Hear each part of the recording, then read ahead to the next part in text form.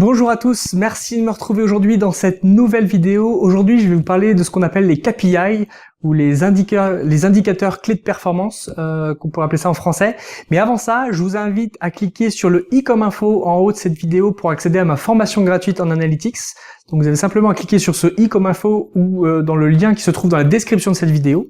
Donc c'est gratuit, c'est pour vous, c'est cadeau. Et voilà, on passe maintenant à l'explication des KPI. Donc les KPI, que je me disais, en anglais ça veut dire Key Performance Indicator. Donc ça veut dire grosso modo indicateur clé de performance. Et c'est tout simplement voilà, un petit chiffre. Alors c'est à vous de déterminer quel chiffre en fonction du contexte et je vais vous donner quelques exemples. Mais ça pourrait être par exemple, si vous êtes dans une voiture, un KPI, ça pourrait être la vitesse à laquelle vous allez. Ça pourrait être ce qu'on pourrait dire comme étant un KPI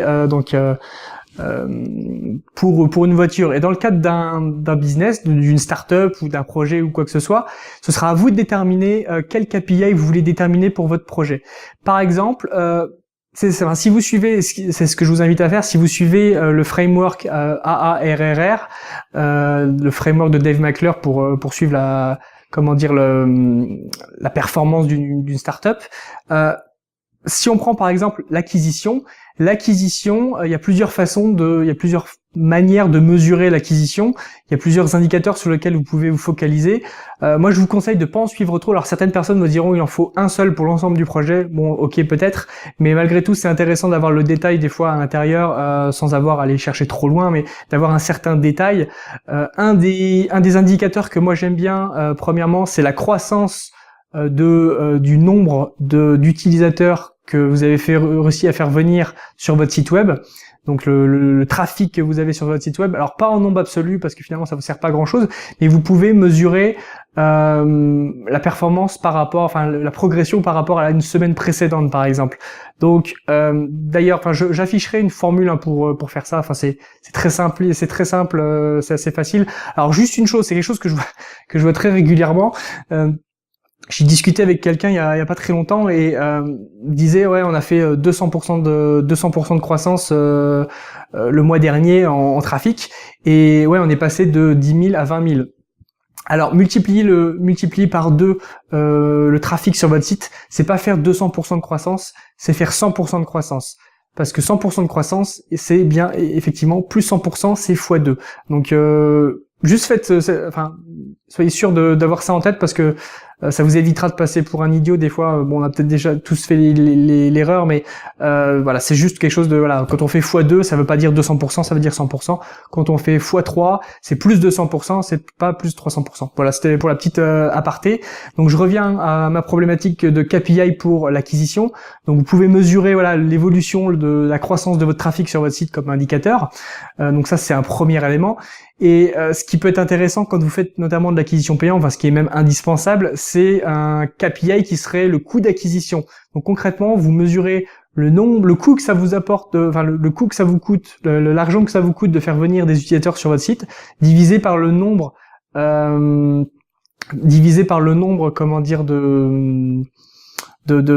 personnes que vous avez réussi à faire venir sur votre site. Ça vous donnera un chiffre, alors que vous n'utiliserez pas forcément tel quel, mais en tout cas ça vous permet de savoir si l'acquisition que vous avez, elle est raisonnable par rapport à ensuite votre activation, donc le nombre de personnes qui vont s'inscrire et utiliser votre produit, et éventuellement même au nombre de personnes qui paieront sur votre produit. Donc ça peut être un des premiers éléments que vous pouvez utiliser.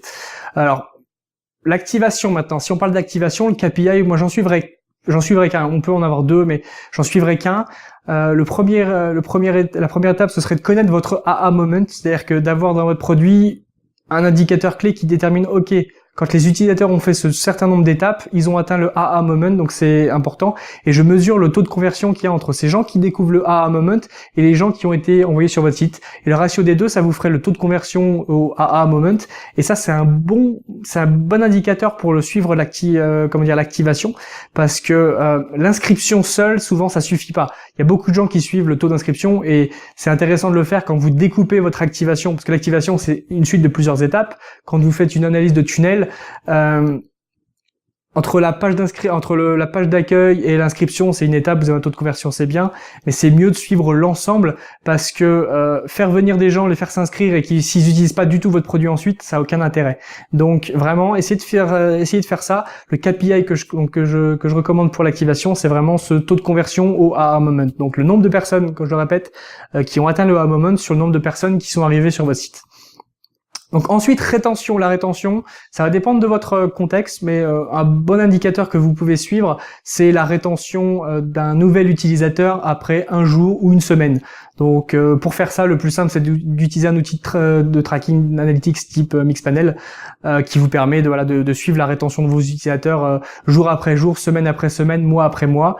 Et là, c'est très simple, ça vous donne, c'est dans un tableau, vous avez ratio, c'est assez simple, c'est assez facile à gérer. Ensuite, le referral. Donc le referral, j'ai fait une vidéo à ce sujet, notamment sur le facteur K. Voilà, ce que je conseillerais moi comme métrique importante de votre referral, ce serait de suivre un facteur K. Ça va mesurer, ça va vous permettre de mesurer la bonne santé de votre programme de referral. Donc voilà, je vous invite tout simplement à faire ça. Et si vous n'avez pas une idée de ça, je vous invite à retourner sur la vidéo que j'ai faite il y a quelques jours. Ensuite, le revenu. Bon, le revenu, c'est très simple. Alors, vous n'allez pas mesurer, comme indicateur, vous n'allez pas mesurer votre revenu en valeur absolue, parce que là encore, ça n'a pas d'intérêt que vous fassiez 1000 $, une semaine, 1200 $ la semaine d'après. Ce qui est important, c'est pas la valeur en tant que telle, parce que 1000 $ c'est pas grand chose éventuellement, ou c'est pas exceptionnel. Ce qui va vraiment être important, c'est de mesurer l'évolution de votre revenu dans le temps. Donc semaine après semaine, l'intervalle semaine est très bien parce que les mois, ils ont jamais le même nombre de jours, alors que les semaines c'est le cas. Donc ça vous permet de mesurer des choses vraiment très précises.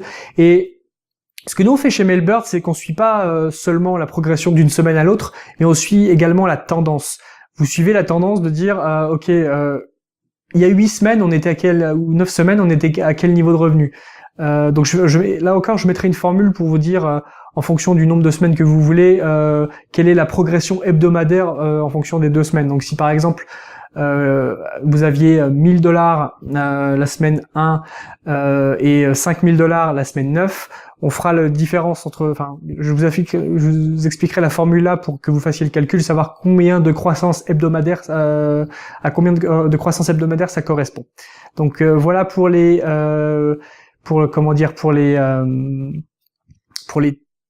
revenus, les différents KPI que vous pouvez traquer par rapport aux revenus.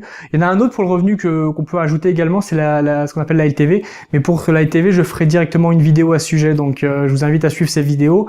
Donc c'est tout pour aujourd'hui, je vous remercie d'avoir suivi cette vidéo et je vous dis à demain pour la prochaine vidéo. Ciao.